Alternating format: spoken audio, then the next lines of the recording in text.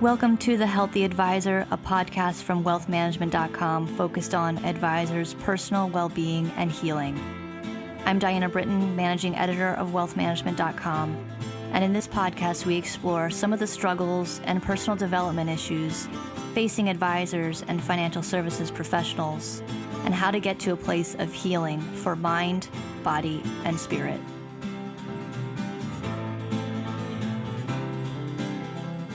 Hello, and welcome to the latest episode of the Healthy Advisor podcast, and thanks for joining us. As you may know, this is the podcast focused on health and well-being in the financial services industry, and today's guest has a lot to say on the subject.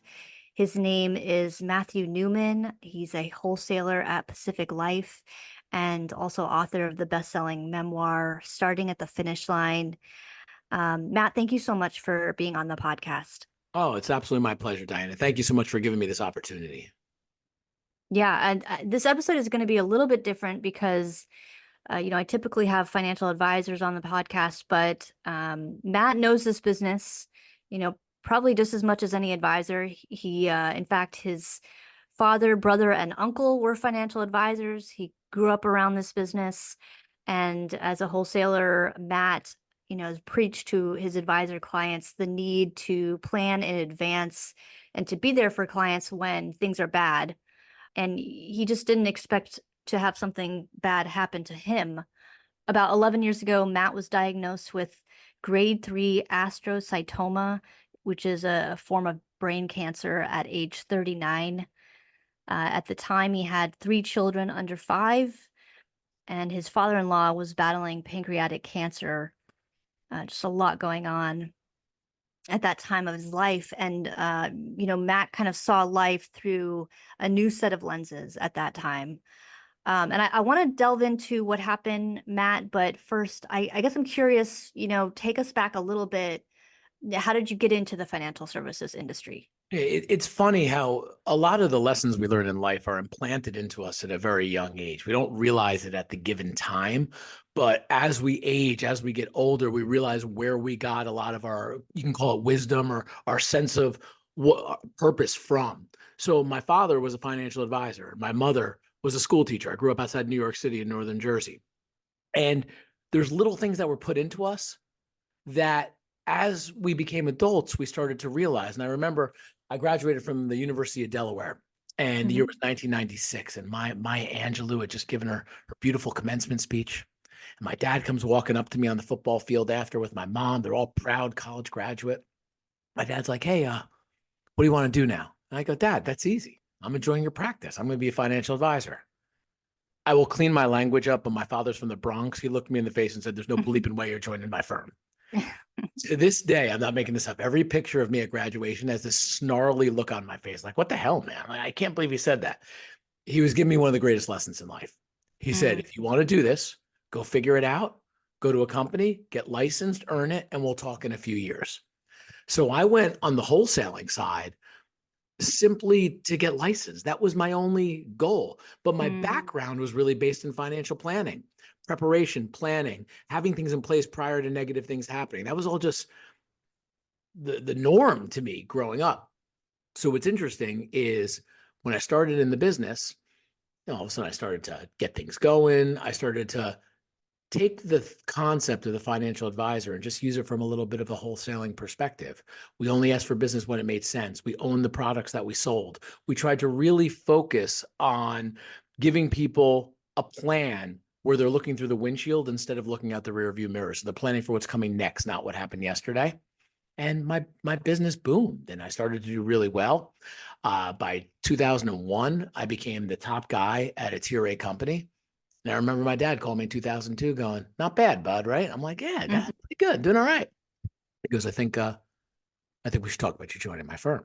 I said, "You can't afford me any longer, Dad. That's not going to happen." I just found my calling, and it was in the financial planning world, just from a different angle. Yeah, well, I mean, I imagine that resonated a lot with advisors that you worked with because, especially back then, it was all about like golf balls and steak dinners, and that was kind of like how you would go about wholesaling. But to have that kind of planning focus and have that differentiator, I'm sure that resonated with advisors. A lot of them it did. I think change does two things. Change breeds complacency or it breeds opportunity. A lot of people get complacent in what they do. They don't Hmm. welcome change. They don't welcome this new opportunity to embrace something. The example would be during the pandemic when all of a sudden it became okay to do Zoom and people said, I don't want to do that. The pandemic isn't what got Zoom going. It was around before that, and it's going to Yeah, continue to get sure. better. If you don't embrace that, it's those younger generations of children that are having money left to them. That's the way they like to communicate. That's the way they talk. So we have to always adapt to change. And I know for me, it was taking the lessons I was gifted with in life that I was lucky to have received from my father and just incorporating them in a different manner. So everything we always talked about was from belief. If there was a product we didn't believe in, we didn't sell it. We Mm. told people to go someplace else. And sometimes you lose the battle to win the war, but so often you earn trust by acknowledging when something doesn't make sense. And that's how you deepen your relationships. Yeah. And so I know that, about 11 years ago, you got this diagnosis, but it seems like a lot of what you learned, really took shape at that time, or came to fruition. But what happened leading up to the brain cancer diagnosis? What were you kind of going through at that time in your life? Yeah, so listen, there was a period of time when you look around and you're like, I can't believe this is my life. I'm a top guy at Tier A company for multiple decades. I have a beautiful young family. We moved into our dream house. Like sometimes you want to pinch yourself, but the reality is nobody lives a life of rainbows and unicorns. We all have our battles, our scars, and our demons. We all have the things that we have to deal with. We all put our pants one leg on at a time. So when that happened, prior to that, I should say, excuse me, if you go back years, I remember right before my first son was born, and it was July of 2007. And my father says to me, he goes, "You're going to be dad soon." I'm like, "Yeah." He goes, "What do you say every day?" Our job is to have a plan in place prior to the negative. Our job is to give people good news at difficult times. Our job is to give some semblance of positivity when families really need it because of the planning that was done. That's how we position things. He goes, "Do you do everything you talk about?" I go, "Absolutely." He goes, "Did you do your will? Did you do your insurance? Is all your planning done?" I said, "Well, Hmm. Dad, I just did the Tough Mudder a couple of weeks ago. I got this." He goes, "So you don't do everything that you say?" Within the Mm. next 2 weeks, I did that all. And here's what's interesting.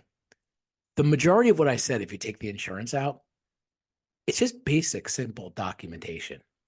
It's being able to have your wishes granted when you're no longer able to convey those wishes or you're incapacitated in some type.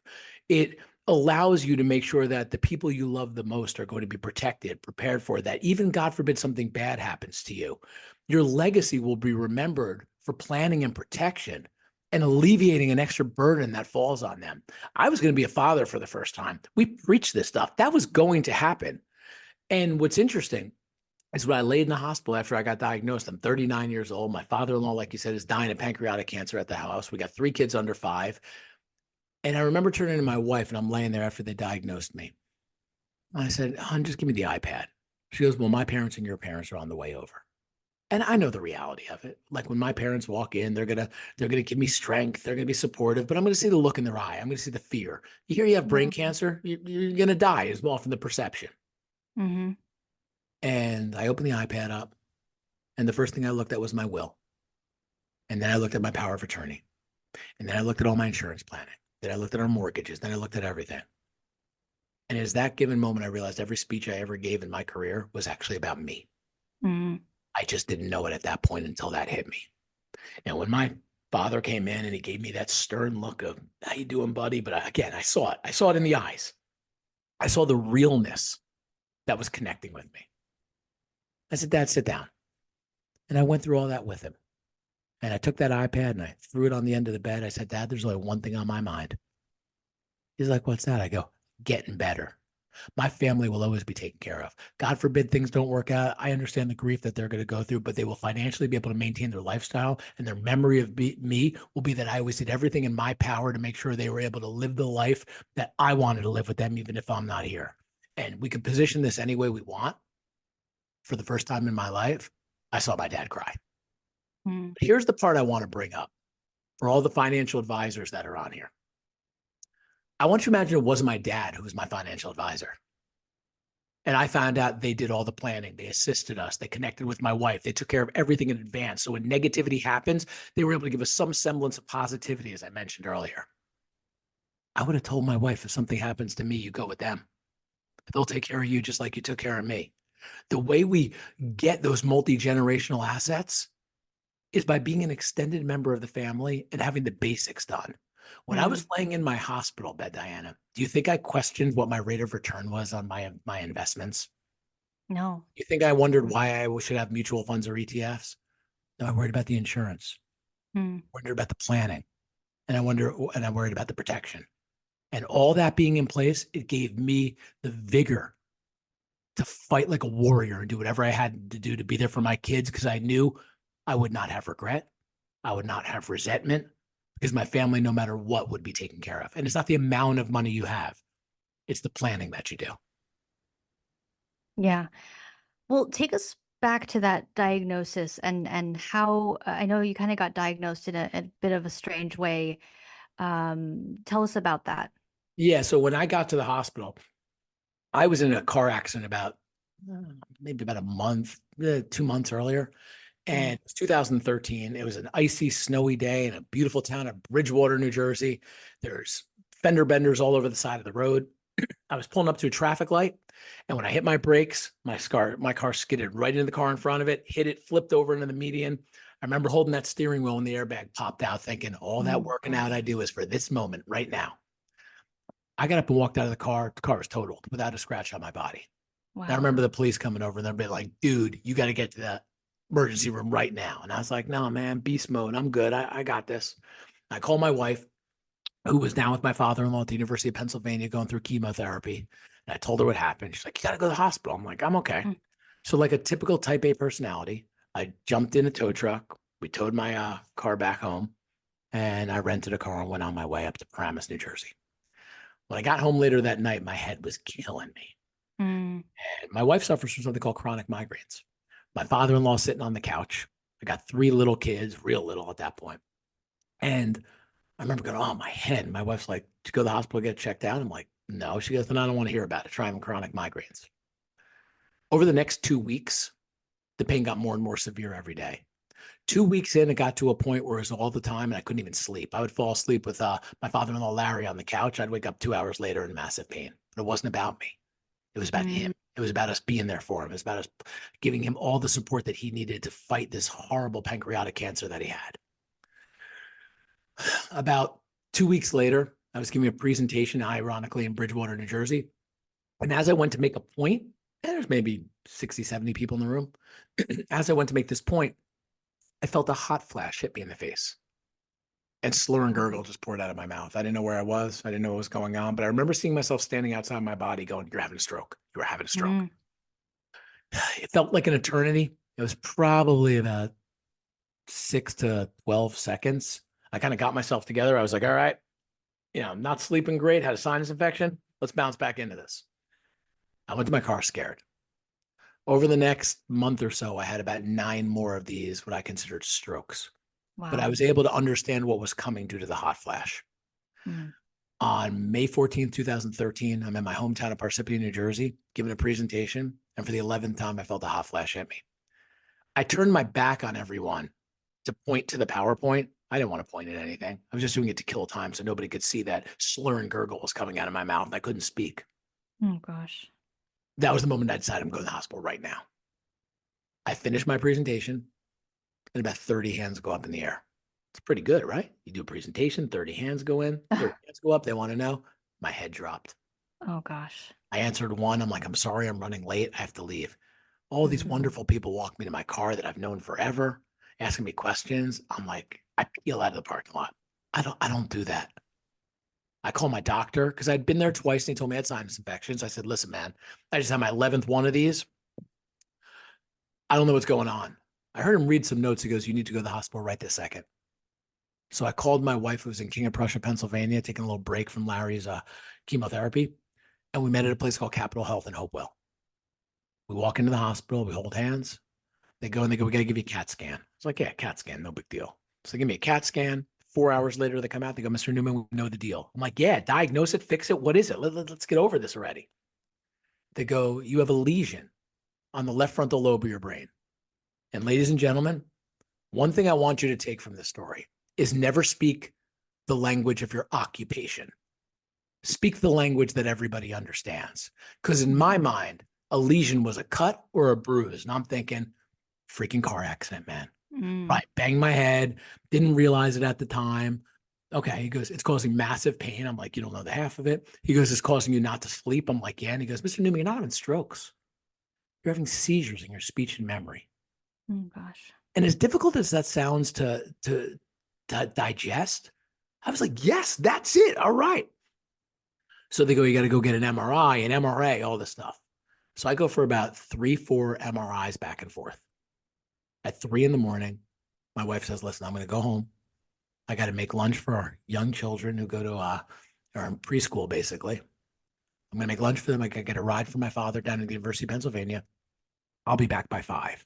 I go, they're bringing me down for one more, and I got to do contrast. So take your time. The woman comes in with the wheelchair and the clipboard on the back of it and goes, all right, Mr. Newman, MRI, we got to get you down to get this done. I go, I'll walk. I've done like 5 of these. I really don't need to go in a wheelchair any longer. Mr. Newman, liability. You got to get in the wheelchair. So I get in the wheelchair, and for the first time, someone grabs the clipboard in the back, goes, Mr. Newman, MRI with and without contrast, because we need to see how big your brain tumor is. And you just heard me say, it's a lesion. And that was the moment at 39 I was diagnosed with brain cancer. Yeah.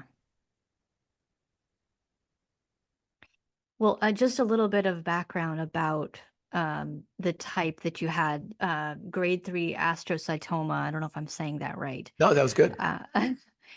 So according to the Cleveland Clinic, it's a type of central nervous system tumor, targets the largest part of your brain and is made up of star-shaped cells called astrocytes. The tumor grows quickly and can spread to nearby brain tissue. Treatment options include surgery, radiation, and chemo. And it's classified to this classification means it grows faster and is more aggressive than grades 1 and 3. Some of the symptoms can include headaches, drowsiness, vomiting, personality changes, vision changes, trouble with coordination, weakness in arms and legs, seizures. And it's most common among children between the ages of 5 and 9, and adults between 30 and 50. Obviously fits your profile, Matt. But how did you feel in the immediate aftermath of the diagnosis? Like, what was going through your head? Not just from the financial planning perspective, but just from an emotional, personal perspective. Yeah. So I remember when they told me that, they took me down to the MRI. I was in the tube for an hour.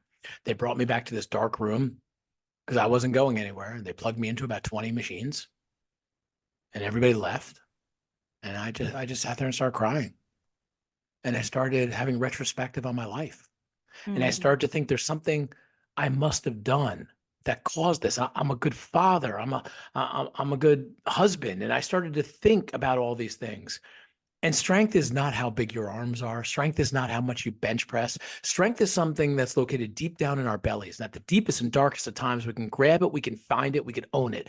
I saw it, it was mine. I grabbed that thing and I just started cursing my brains out. And all these nurses come in who to this day still tell the story. And they're like, oh my God, are you okay? I'm fine. That was my pity party. And it was over. If I'm going down swinging.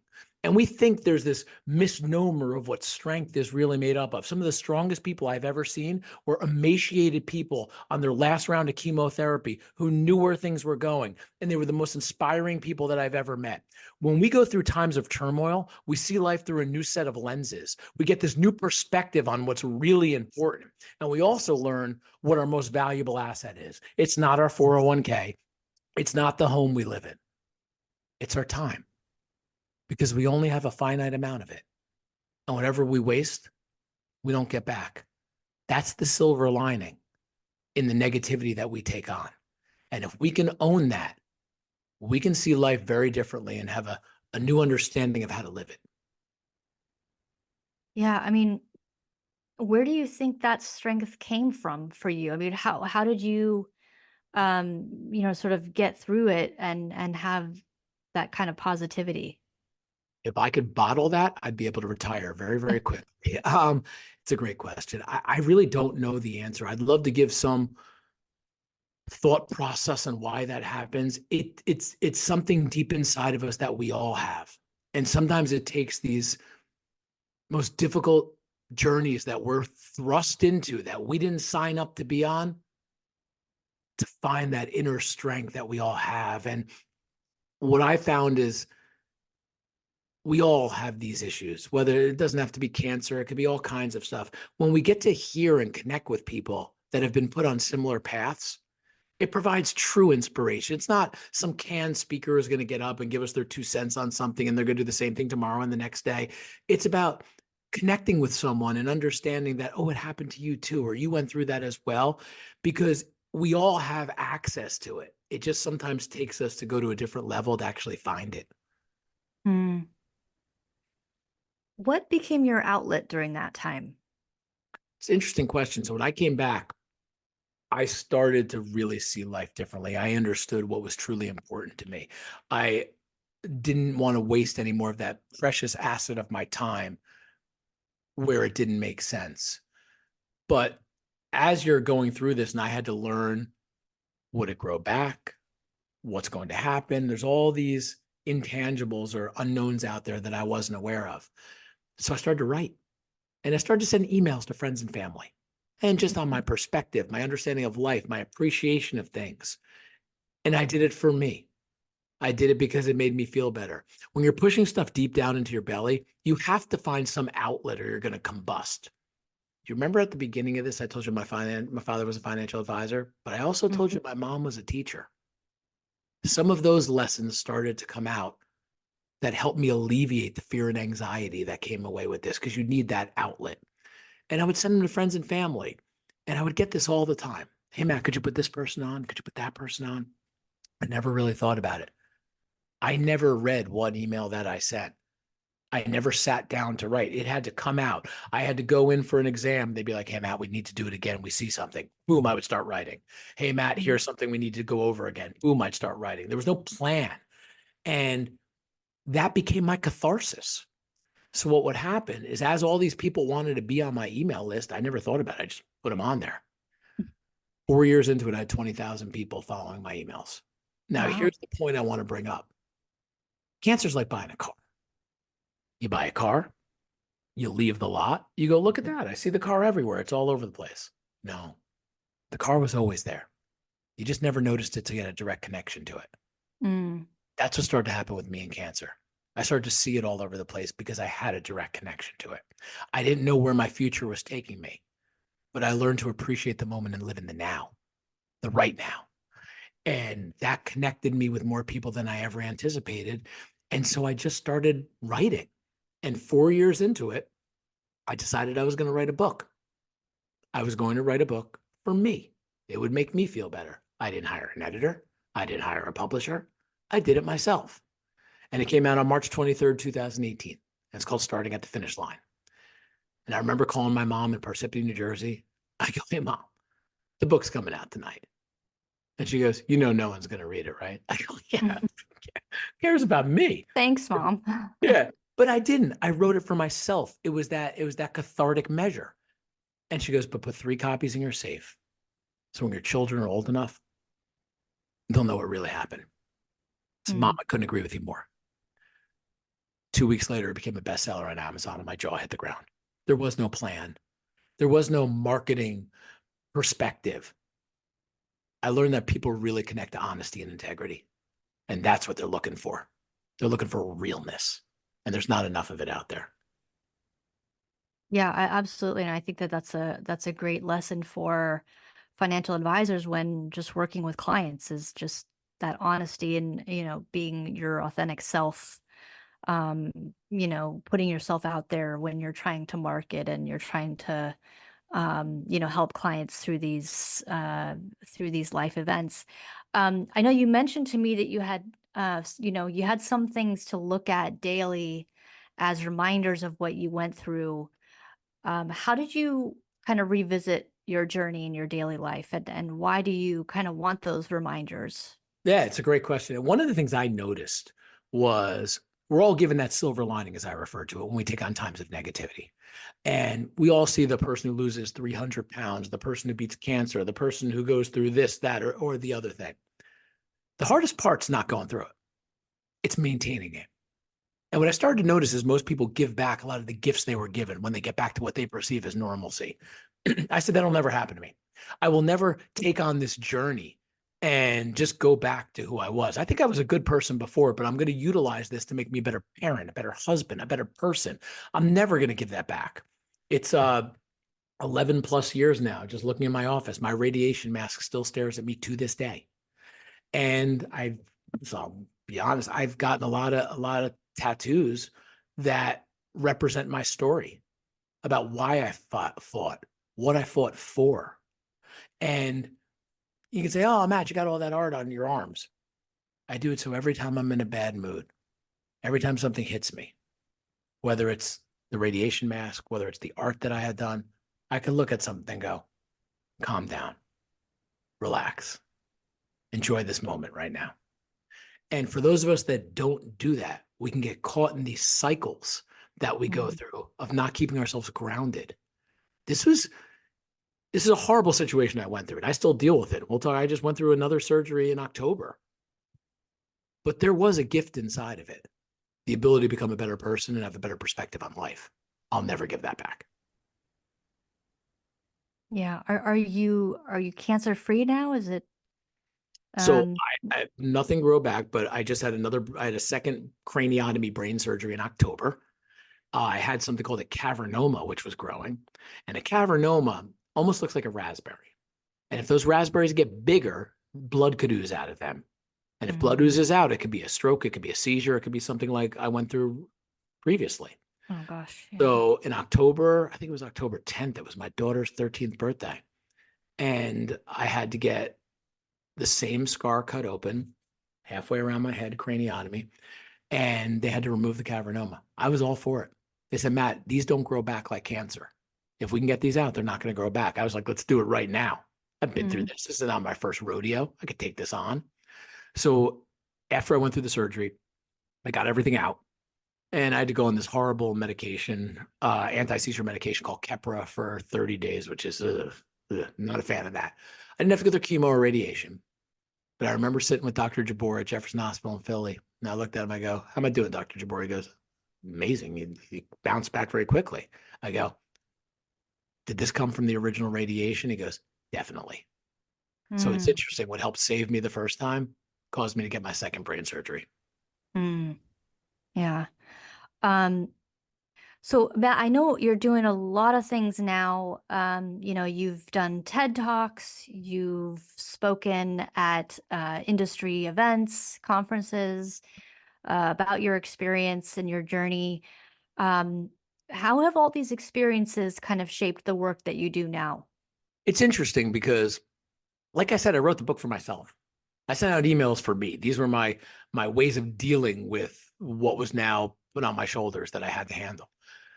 I love sharing my story with people because you connect with people and everybody's got their issues that they're dealing with. And what inspires people is knowing, like I said, they're not alone on their journey. So as I started to talk about things more and more and connect, it really correlated deeply, I believe, to the financial planning arena for the fact of that everybody wants what they can't get. People want life insurance after they get sick. They want long-term care after they get sick. They want a financial plan after they lose 30%. It's a constant looking out the rearview mirror, as I mentioned earlier. Sometimes when you can connect with people and instead of selling them something, letting them read something that they can connect with or watch a video of something of why we're doing what we're doing, you change the narrative. And all of a sudden I said, I remember the first room I spoke in front of was like 25 people. And you're speaking in front of 5,000 people a few months later in Las Vegas. You go, this is insane. It's not. It's about giving people a tool how they can connect with their clients. So instead of selling them a rationale of financial planning, it's showing why we're doing something Mm. and allowing you that opportunity to plan in advance of the bad so we can give your family some positivity at very difficult times. I think we speak the vernacular of our industry too much, just like my doctor should have never used the word lesion in front of me. They should have told me what it is right away. Same with mechanics and everything else. The clearer we convey our thoughts to our clientele, the easier it's going to be for them to follow us. That's great. And I mean, do you talk about your journey when you're meeting with financial advisors? Most of them now know it, Mm. I would think. But I do a lot of things for people's clients. They ask me, hey, can you sign this for that person? Could you write a note to this person? Because we all know people that have been, thrown into this. Everybody's got, their issues that they're dealing with. And it just seems for some reason like it's picked up. One, it could be because of age. As we get older, we're going to see more of it. But the other is it just seems a lot more prevalent. And you could argue, it just, nobody reads a newspaper any longer. Everything's, by the minute. So we're just hearing about things quicker. But I've noticed more and more I get asked to connect with or write messages to people all over the country. And it's my pleasure to do it because we're warriors and we're a family of warriors. And family is always there to support each other whenever humanly possible. And so any way we can help anybody in our community, it's my pleasure to do it. Yeah, I love that. I mean, I think it can be very difficult to bring up a lot of these experiences and really hard times in your life. And so I really appreciate you being so vulnerable and sharing the journey with us. And yeah, I just think we can really learn a lot from your attitude and how you kind of have approached the sickness and um, kind of gotten a new lease on life. Well, I mean, I feel like I could talk to you all day, Matt, but I'm afraid we're just about out of time. Right. But I'd like to thank my guest, Matthew Newman, for being on the podcast. Thank you so much, Matt. Oh, thank you for having me. It's absolutely my pleasure, Diane. I really appreciate it.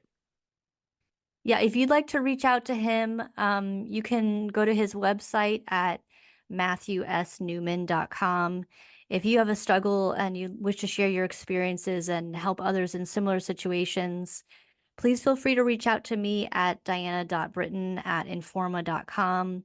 I'd like to thank you for listening to The Healthy Advisor. If you've not subscribed to the podcast yet, please click the subscribe now button below. This is Diana Britton reminding you that where there's healing, there is hope. We'll see you next time.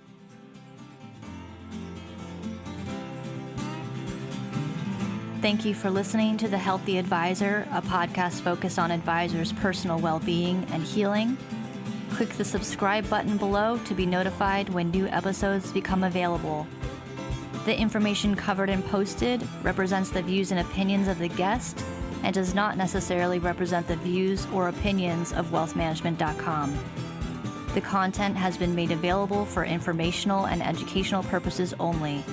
The content is not intended to be a substitute for professional advice.